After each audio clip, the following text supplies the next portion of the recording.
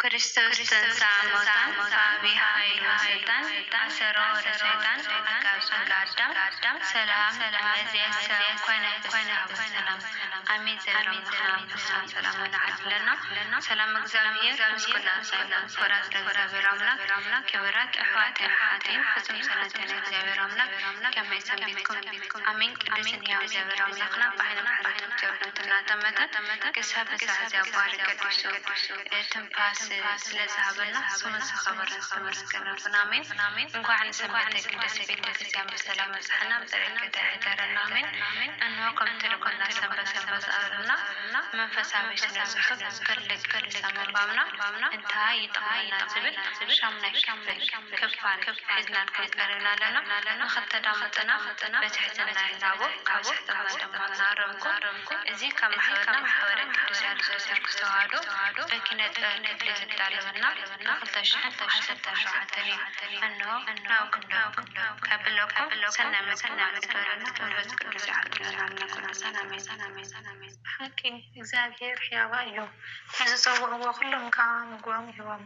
ንሰማያት በደመና ይሽፍን፣ ንምድሪ ከም ጻምእ ብዝናብ የጥልላ፣ ንእንስሳት እውን ሳዕሪ ከም ምድሪ የውቅል፣ ንሰብ እቲ ዝጠቕሞ ኩሉ የዳልወሉ። መዝሙር ቅዱስ ዳዊት 147 ፍቕዲ 9 ንሱ ባዕሉ ንዃዃት እሞ ኣስተውህሉ ኣይዘሩን ኣይዓጽዱን ማዕኸን ወይ ቆፎ እውን የብሎምን እግዚአብሔር እዩ ዝምግቦም ክብል ተዛሪቡ ኣሎ። ሉቃስ 12:24 ሕጂ ብዛዕባ ጸለምቲ ኳኳት ክንሓስብ ከለና ኣብ ውሽጥና ክህሉ ዝኽእል ምስሊ ጽቡቕ ኣይኮነን። ንኳኳት ከም ሕማቕ ፍጥረት ብቆፅሮም እውን ብዙሓት እዮም። እግዚአብሔር ግን ከእንደዚህ ዝኣክል ጥንቃቄ እዩ ዝገብረሎም። ካብዚ ንላዕሊ እውን ኣብቲ ናይ ጥሜት ዘመን ንኤልያስ ምግቢ ንከመላለሰሉ ተመዲቡ ነይሩ እዩ። ቀዳማይ ነገሥት ምዕራፍ 7:16 ኣብ ገድሊ ቅዱሳን እውን ንባሕታዊ ኣባ ጳውሊ ምግቢ የመላልሰሉ ከም ዝነበረ ክትርኢ ከለኻ ንእግዚአብሔር ስራሕ እስ ብድንቅን ከም እትብል እዩ ዝገብረካ። እግዚአብሔር ናብ ቅዱሳኑ ክልእኸሎም ከሎ ንሳቶም ከዓ ንኣምላኽ ብኸመይ ከም ዝእዘዝዎ ይፈልጡ እዮም። እግዚአብሔር ምስ እንስሳታትን ኣዕዋፍን ዘለዎ ርክብ ብጣዕሚ ዓብዪ እዩ። ይኹን እምበር ሎሚ ብዛዕባ እዚ ኣይክንዛረብ ኢና። ምክንያቱ ኣብ ውሽጢ ዘሎ ተመስጦ ኣዝዩ ሰፊሕ ስለ ዝኾነ እግዚአብሔር ብደቀቕቲ ፍጥረት ከይተረፈ እኳ ንኽንምሰጥ መንገድታት ይሁና እዩ። ኣንታ ሃካይ ናብ ጻጽኺ ድሞ መንገዱ ተኸቲልካ ጠቢብ ኩን።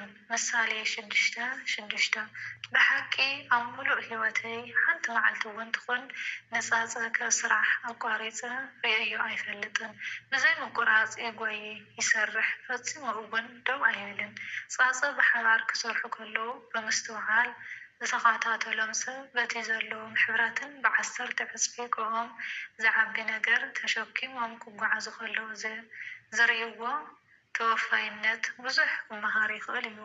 ናይ ሕብረት ስርሖም ስነ ስርዓቶምን ከምኡውን መስመሮም ሓልዮም ክጓዓዙ ከለዉ ሕግን ስርዓትን ከመይ ገይርኻ ክትኽተል ከም ዘለካ ይምህርኻ።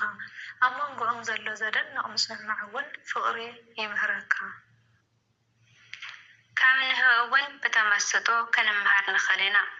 ናብራ ንህቢ ካብቲ ካሊእ ንሕሊና ከመስጥ ዝኽእል ነገር እዩ። እግዚአብሔር ከመይ ገይሩ ንንህቢ ብከምዚ ዓይነቱ ውህብታን ክእለትን ፈጠሮ።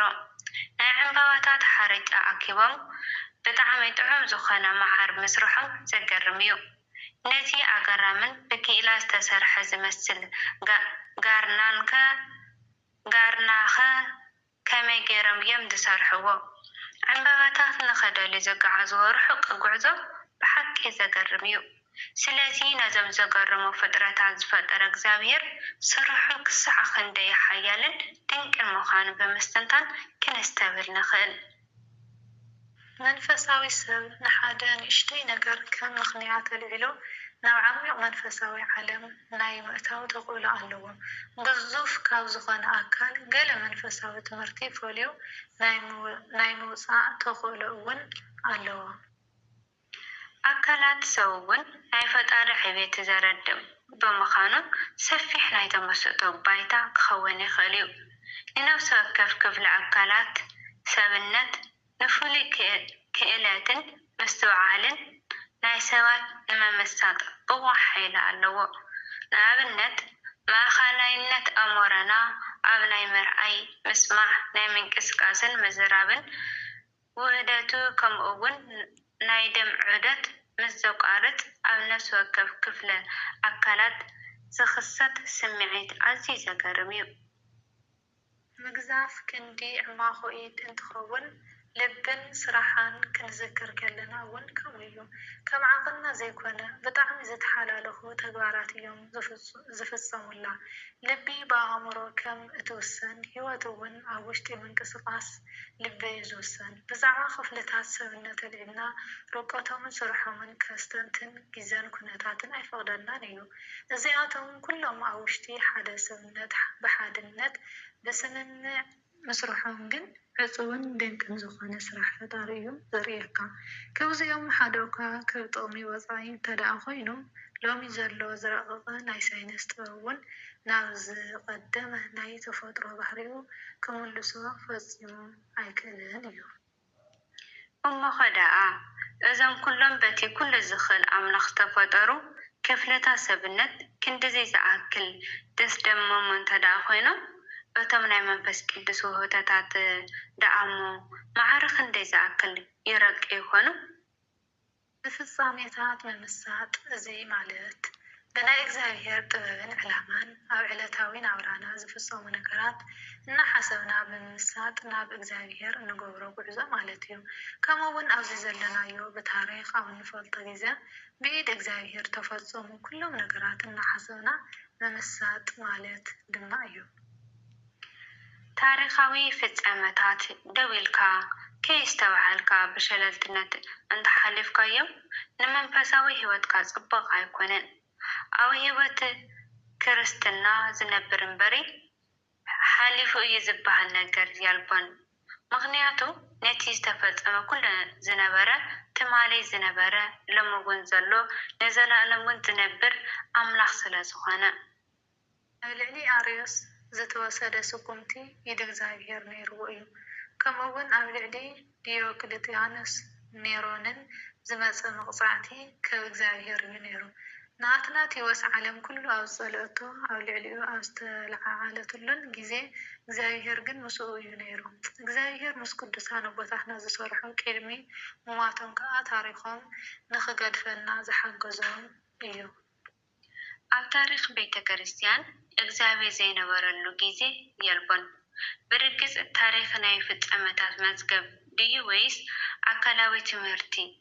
ነዚ ሕቶ እዚ ክትምልስ ፍጹም ዝኾነ ተመስጦ የድልየካ እዩ። ብ313 ዓመተ ምህረት ብንጉስ ቆስጠንጢኖስ ንሃይማኖት ናጽነት ዝወሃብ ኣዋጅ ክእውጅ ከሎ እግዚአብሔር ንንጉስ ከመይ ገይሩ ከም ዝተጠቐመሉ ዝሓትት ተመስጦ ኣብ ርእስኻ ኣይፍጠርን ዶ? እዚ ኣብ ታሪክ ቤተ ክርስቲያን ፍሉይ ስፍራ ዘለዎን ናይ ክርስቲያን ስደት ዝበቕዓሉን ታሪኻዊ ግዜ እዩ። ኣብ ዓለም ዝተፈጠሩ ዝተኸሰቱን ሓያላን ብዘደንቕ ፍጥነት ክወገዱን እንከለዉ ንዝበፅሖም ዕጫ እግዚኣብሔር ኢድ ኣይነበረን ኢልካ ምክሓድ ይከኣል ዶ ይኸውን? ንታሪክ ካብ ፍጹም ዝኾነ ስራሕ እግዚኣብሔር ፈሊኻ ምርኣይ መንፈሳዊ ተግባር ኣይኮነን። ስለዚ ኣብ ታሪክ ዘሎ ስራሕ እግዚኣብሔር ንመንፈሳውያን ሰባት ኣዝዩ እዩ ዝምስጦ። ኣሚን። ብቀጻሊ ብጸሎት ምመሳጥ ዝብል ምዕራፍ 5 ክነጽር ኢና። ሰናይ ቅንያት እንሆ ዝነበረና ጻኒሒት እዚ መስል ነይሩ ጀሚርና ክሳብ ንፍጽም ጥንክር ስለዘዳመስከምና እግዚአብሔር ኣምላኽ ትገብርዎ ጾምን ጸሎትን ጸኒት ይስማዕኩም። ኣሚን። ክሳብ ቀጻሊ ብኻሊእ ፕሮግራም ክመራኸብ ሰናይ ቅንያት ይበረና። ናይ ልቢ ዝምስጥ ኣእምሮ መንፈስ ቅዱስ ደማ ይዓድረና። ኣምላኽ ቅዱሳን ኣሚን። ወስብሐት ለእግዚአብሔር ወለወላዲቱ ድንግል ወለመስቀሉ ክቡር። ኣሚን። አሜን።